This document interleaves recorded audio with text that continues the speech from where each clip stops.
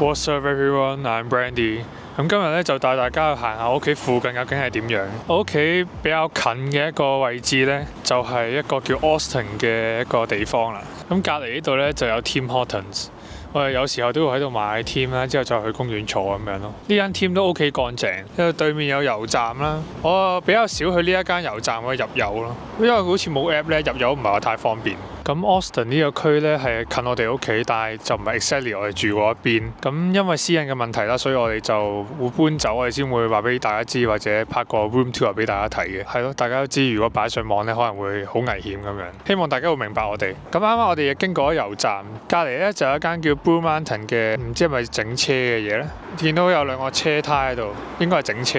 咁對面街呢度咧就有一個 Plaza。咁呢度最左邊咧就有一間韓國嘅餐廳，我哋都未試過食呢間嘢，都幾偏僻嘅喎，即係佢個 location。之後隔離呢度咧就係一個 dog grooming shop， 唔知係咪新開嘅咧。咁呢度有間牙醫啦，係韓國人開嘅，就係啲 acupuncture 啊、massage 嘅地方咁樣。隔離咧就有個壽司鋪頭，仲有 Pizza Hut 添。其實咧我都冇食過呢間壽司，我好少喺呢一頭食嘢。我住喺度1年幾咧，都唔知呢度有一間 shopper 喺度，細細間咁樣，即係都幾多車位俾你泊，都幾好。佢似有開，但係佢好似好細間咁樣。咁呢度咧就有間，呢度真係唔知咩嚟嘅，篤波㗎。似係喎，睇個 logo，Korean Town 有啲咁嘅嘢。咁呢度泊滿晒車，應該就係好多人嚟篤波。係啦，咁我哋啱啱就行完呢個小小嘅區域啦。啱啱又有消防車經過啊，所以就會有啲聲咁樣，大家會讓路。咁 Pizza Hut 隔離咧就有一啲診所之類嘅嘢。咁呢度有一間 BMO。呢度有個車站啦，如果搭巴士咧就係搭呢一個152嘅巴士。住呢度嘅唯一唔好處就係咧，佢係好唔方便。你要搭巴士先可以落到去呢個 SkyTrain。佢附近係好方便，有好多嘢食賣，但係你冇車真係會棘少少啊，就要搭巴士咯。搭巴士咧唔係成日都有嗰個班次嘅，即係唔好密咁樣。我發現都幾嘈啊，喺呢個馬路附近。平時呢度揸車經過咧唔係好覺。係啦，咁我哋而家咧就過馬路睇埋呢一個區域啦。咁呢個區域咧，其實我都真係冇嚟過。如果唔係拍片帶大家嚟呢度咧，我應該真係唔會嚟。咁呢度有個 wellness 嘅中心啦 ，massage 啊、Pilates 嗰啲 friend。呢個 area 比我想象中大嘅，係啦。咁我哋睇咗呢一邊先。呢一邊咧就有間 insurance。Money Mart 咧其實都唔知有咩作用，係咪啲換錢嗰啲嚟？我成日喺 YouTube 嗰啲廣告見到呢間 pizza， 我諗都幾出名啊。唔知大家有冇食過？但係睇落好似麻麻地咯，不過可能好食嘅，比較 local 啲。咁呢度又有個信箱喺度，呢度係做一啲 personal train 嘅一啲嘢咯，即係類似 PT 咁樣，教你做運動。呢度咧就有一間 Rona， 似係超市喎咁樣睇。哇！呢個真係冇聽過。哇！呢間超市好似幾大間，即係出面嘅裝修係少少殘舊，可能落雨落得太多啊。溫哥華種啲植物嗰啲，哇，好特別喎！呢一個咩嚟嘅？佢個 feel 有啲似 Home Depot， 即係會買啲橙草啊，或者一啲好實用嘅嘢咁樣。因為呢一頭咧就買啲風扇咁。我哋近排買一個風扇啊，都幾好用，燈泡都有得賣，所以其實就係咩都有得賣嘅一間鋪頭咯。係咪算係五金鋪咧？哦，呢度賣啲油嘅嘢，裝修類嘅嘢都有。呢個區域就賣電鑽嘅，呢一區就係啲螺絲。我以為佢係一間韓國嘅超市啊，賣啲唔同嘅嘢食咁樣。點知入到去係加拿大人嘅 Home Depot 咁樣，就係另外一個名嘅 Home Depot。竟然有啲咁嘅嘢賣，我以為一定要去 Home Depot 添。可能佢冇乜點賣廣告咧，所以我就冇乜點留意到呢間嘢。同埋佢都好偏僻咯，即係喺個 Korean Town 嘅入面再入面喎。即係你唔係真係專程揸車過嚟咧，其實我覺得即係比較少人知呢間嘢。咁喺呢一間 Rona 隔離咧，就有個上堂嘅地方，跳舞嘅地方嚟嘅。呢一間係地產賣酒嘅地方，小店嚟我睇落。咁之後隔離仲有一間 John B， 點會改 John B？ 應該唔係亞洲人開嘅呢一間，唔知大家明唔明啊 ？John B 係咯，咁呢個區咧其實都係偏實用嘅嘢。淨係有一間 pizza 嘅鋪頭咯，而嗰間 pizza 嘅鋪頭我真係成日都見到佢賣廣告，即係賣到咧我諗啊，係咪真係要試下呢？所以行下呢一個區域咧都真係幾有趣。我同大家都係一樣啦，我都冇行過呢度，我都係第一次嚟。因為我哋每一次嚟呢一區咧，除咗去 coffee shop 咧，我哋係唔會無啦啦落車行嘅。咁對面街咧就有 Safeway 其實都係我冇行過嘅超市之一咯，我都唔知有啲咩行。Safeway 入面咧似係有間 Starbucks 喺度。咁呢度咧就有一間 TD Bank，TD 銀行隔離咧就有間牙醫，同埋有一間都係做啲 therapy 嘅嘢咯，就係都係關於健康嘅一啲診所。即係如果呢一區退休啦，之後啲老人家落嚟做啲 massage 啊、acupuncture 啊，都幾方便下喎。咁呢度有 ICBC， 咁咧呢條街咧就我比較熟悉啲嘅，就係我哋飲咖啡附近嘅地方。呢度有間花鋪啊，咁我地產商隔離咧有間Baba Shop， 都係啲比較小店類型，仲有一間賣啲電子煙嘅便利店。咁呢度就係賣酒㗎啦，但係唔知佢有冇開。呢啲全部呢度有間餐廳，意大利餐廳。眼鏡鋪啊，隔離有間 I Love K BBQ Restaurant， 呢一間都幾出名嘅，但係我一直都冇試過。Austin Chicken， 咁佢就係賣啲炸雞，13蚊有個 small 嘅炸雞，24蚊就有一個大嘅，我覺得都唔係話太平。如果嗌 combo 嘅話，就有嘢飲有炸雞13蚊，我覺得同 Church 差唔多啲價錢。咁呢個隔離有一間又係啲 Pilates 嗰啲鋪頭，有 personal training。咁呢度就有 Bell 電話公司。咁呢度咧就係一間中式嘅鋪頭啊，莫家小館，我都冇食過。賣眼鏡嘅地方，同埋呢間係嘢食。佢係賣呢啲。咁呢間 coffee shop 咧就係我哋平時飲開嘅 coffee shop。之後隔離咧就有一間 Fur 咁樣，咁我哋通常咧就嚟呢間 Coffee Vanilla 嗰度飲咖啡啦。但係咧，我哋前排我嚟飲咗一次，我就覺得退步咗好多呢間嘢。因為我有個朋友佢嗌咗杯 cappuccino 啦，佢係將啲奶打晒好多泡入去，之後個奶係好鞋嘅，個杯擺 espresso 入去，再倒個奶入去咯。所以就係冇拉花嘅，純粹係擺 espresso 之後再倒啲奶落去。我自己嗰陣時買呢杯咖啡嘅時候咧，我都唔係好接受到，即係點樣飲咧？佢真係退步咗好多呢間 coffee shop。但係以前咧係好好飲嘅。再行啦，呢度就有一間，我其實睇個鋪名真係唔知佢賣咩。Baba Shop 嚟嘅。左邊咧就係一間賣 pizza 嘅鋪頭 ，Subway 啦，同埋 Spa。對面街咧就啱啱係有 Safeway 啦，同埋佢有啲洗衫嘅鋪頭。呢一區就係有動物醫院。咁呢個區域咧有洗衣鋪啦、sandwich 嘅鋪頭。隔離就有一間印度嘅餐廳。哇！呢度有一間好大間嘅 pharmacy， 點解咁多嘅呢度？佢上面係一間 massage 嘅鋪頭嚟嘅。咁隔離咧就有 Baba Shop， 咦？又係 massage 鋪頭，咁多嘅？呢個成條街咧都係有嘢㗎。呢個就係我哋之前揾過 MP， 就係 Coquitlam 嘅 MP 啦。我哋之前揾佢整 work permit 咧，有佢 office 喺度。呢度又有一間 acupuncture 啦。我冇 expect 呢度咧有咁多嘅 clinic 或者 massage。呢度有一間 spa， 仲有啲旅行社咁樣。咁隔離咧就有一間 pizza， 唔知係咪啲小朋友玩嘅活動嗰啲鋪頭啊 ？Child care 嘅鋪頭，唔知係唔係啲即係 daycare 咁樣。呢度有一間釣魚嘅鋪頭啊，咁你就可以買啲用具咁樣。韓國嘅補習社，佢叫 After School， 佢係有教啲咩嘅 ？Reading、Listening、Grammar。瑜伽嘅鋪頭又有 Acupuncture。呢度有一間 Skin Care 嘅鋪頭，呢間似幾好食喎。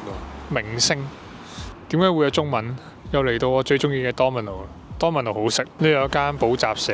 咁啱啱呢條街呢，我哋都係嚟過一兩次啦，就係買 Domino 嘅 pizza。今次行咧，發現咗好多 massage、acupuncture 嘅嘢，亦都係我冇諗過。既然呢一個區咧係有咁多咁嘅嘢，同樣因為我哋份工咧係冇保險包嘅，所以就冇 acupuncture 啊、massage 啊嗰啲咁嘅嘢。美美又試過一次喺多倫多做一啲 massage， 但係就係受傷嗰陣時先做。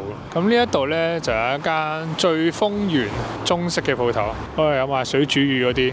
泰國嘢喺隔離啦，仲有一間 pet shop 咁樣，同埋呢個髮型鋪頭。Salon 隔離咧就有一間叫前門飯店，隔離咧就有一間 coffee shop。呢間就係我哋成日食嘅麥當勞啦，通常都係食早餐居多。呢間麥當勞係開24小時，平時經過咧冇望到24小時嘅牌。原來加拿大都有24小時嘅餐廳嗰啲。隔離就有一間 pizza 嘅鋪頭，我見佢成日都有車喺度送貨咁樣，即係嗰架車紅色嘅，但唔知係咪佢哋。50年喎，喺度開咗50年喎，哇！50年都未出世。佢已經喺度。Oh my god！咁呢一間呢，其實就咁睇個名呢，其實真係唔知咩嚟嘅。隔離就有呢個 TD。呢一間呢，就我哋有買開嘅意大利嘅超市。呢一間賣意大利超市嘅嘢咧係好好嘅。佢啲嘢食咧係好好食，整甲嘅鋪頭同埋 acupuncture。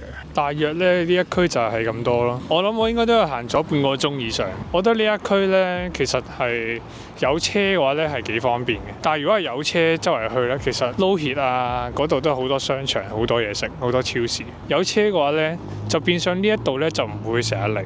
但係呢一區咧係幾靜嘅，我係就係中意佢靜咯。其實都睇性格嘅，即係有啲人係 introvert 啊，內向啲，喺屋企叉電，唔係話太中意見到太多人嘅地方咁樣。啲人就會想住呢一區啊，或者再隔離有啲區，因為呢幾區咧都係冇咁近 SkyTrain 啦，所以變相咧交通唔方便，冇咁多閒雜人等喺你屋企嗰度走嚟走去。而家我帶大家去行埋嗰個公園咧，咁就應該係哇嚇死我！